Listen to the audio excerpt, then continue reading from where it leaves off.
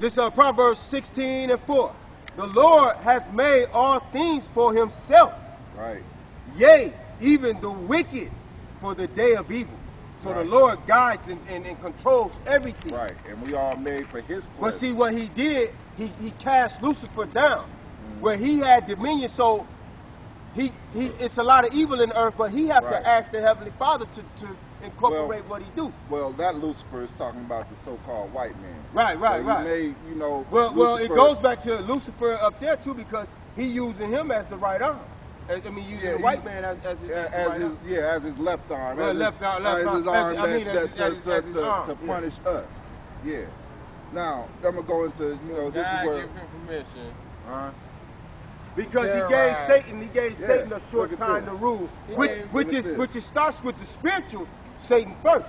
Then Satan using the people. God used people to do whatever he do. He gave him permission to terrorize earth, confuse people. Right.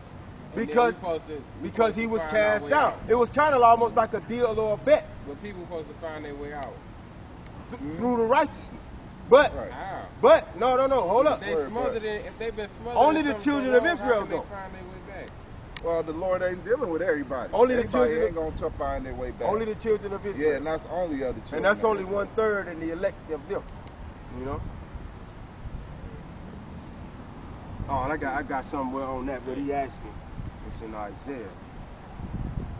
Right. Okay. And this right here, this approves that the Lord is, you know, dealing with Satan. He's doing, you know, Satan is doing the Lord's bidding. And the Lord said unto Satan, whence comest thou? Then Satan answered the Lord. This is Job chapter 1 verse 7. Matter of fact, Job chapter 1 verse 6. Now there was a day when the sons of God came to present themselves before the Lord, and Satan came also among them. So the sons of God went to present themselves before the Lord, and Satan came too, letting you know that Satan is one of the sons of God too. That's right.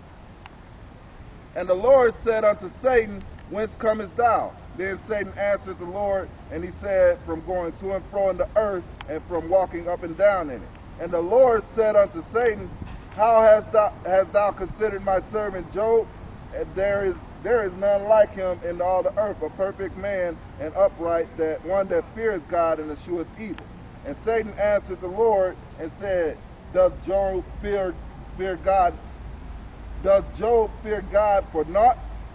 Has not thou made a hedge about him?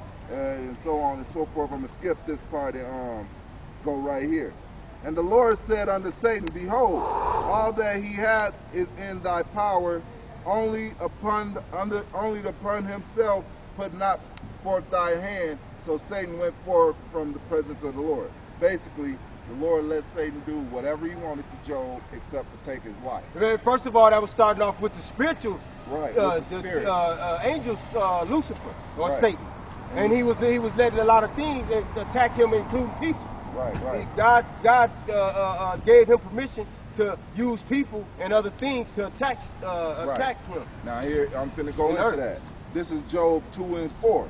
And Satan answered the Lord and said, skin for skin, yea, all that a man hath will he give for his life. But put forth thine hand now and touch his bone and his flesh, and he will curse thee to thy face. And the Lord said unto Satan, behold, he is in thy hand, but save his life. Basically, he is in your hand, except for his life. You can do whatever you want. Now, this is when Job was cursed with the, I might as well just read it all. So Satan went forth from the presence of the Lord and smote Job with sore boils from the sole of his foot unto his crown. And he took himself a posture to scrape himself withal, and sat down among the ashes. Then said his wife unto him, dost thou still retain thy integrity? Curse God and die. So, you know, and that's what I was going to use to go into, well, Satan is joined to these women. Because I'm going to read it again so you can get it. This is Job 2 and 5. Listen carefully.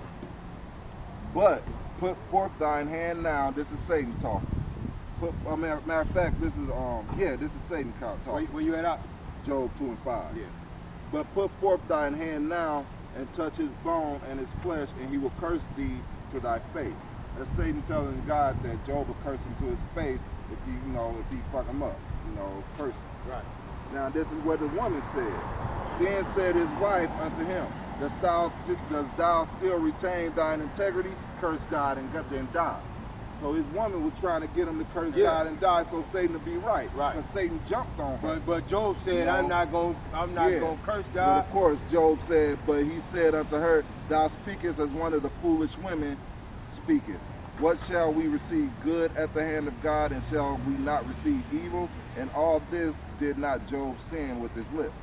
So women are much weaker than men. Yeah, of course. Let me get this real quick, guys. Let me get this real quick.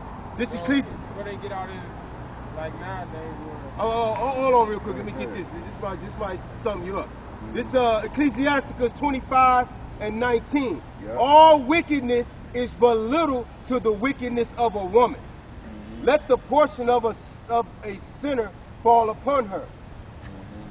As the woman climb up a sandy way is to be the feet of the age, so is the wife full of words to a quiet man. That means a woman always in your ear. Right. Talking and gossiping, whining, talking shit. He just read it in Job. Right, she did it she was in his ear saying, no, don't let this get you. Just curse God. Yeah, curse God. That's what it said. But that was Satan jumping on her saying, tell him to curse God and die. And the woman listened, And then this is Ecclesiasticus chapter 25, verse 24. I was just going to get that. Of the woman became the beginning of sin, and through her we all die. See that? So, see that? You so don't be. God said a double-minded man is unstable in all ways. So go by what the Bible says. Right. We love our sisters, but they bugged out. Right. A double-minded man. So what I'm saying, you still wondering why is our women bugged out and this and that? Yeah, because. But the Bible said they is. Yeah, they sin. Like I said, we love our sisters, but they bugged out of their mind. Yeah, they don't know nothing. And it said, they out of there. I want you to read that again out. Ecclesiasticus. They don't want to listen. They don't want to be humble. Right. And we're going to come straight. But like I said, we love our sisters, but only if they listen. Right. But if they not, we're going to get in their ass just like everybody else. Ecclesiasticus chapter 25, verse 24. Of the woman became the beginning of sin, and through her we all die. See that? Okay, God said through the woman. Hey, no, I'm saying we getting it on camera. Yeah. Oh no, I'm not teaching. I'm just asking a question. Yeah, ask your question. Am I allowed to ask a question? Yes, you are. Yeah, you're allowed to ask a question. Hey, the water for you have your head covered. Wasn't it a woman? Also, the disciples used to hate women, didn't they? No, they didn't. Oh, okay, then they love their sisters. Why is it that when they brought the whore and said that she was accused of adultery before Jesus, that wasn't the disciples that did that. Oh, it wasn't. No, that was just some. Yeah, that was some wicked scribes and Pharisees. All right, and they would be on the same level as the pastors and preachers today. Okay. Hey, now get that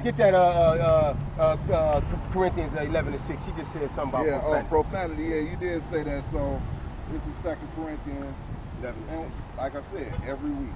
Every week we bring out same thing. What Bible is that, if you don't mind me asking? King James Version. And why would you be following King James? King James because it's the closest thing to the original scripts of the Greek, Latin, and Hebrew.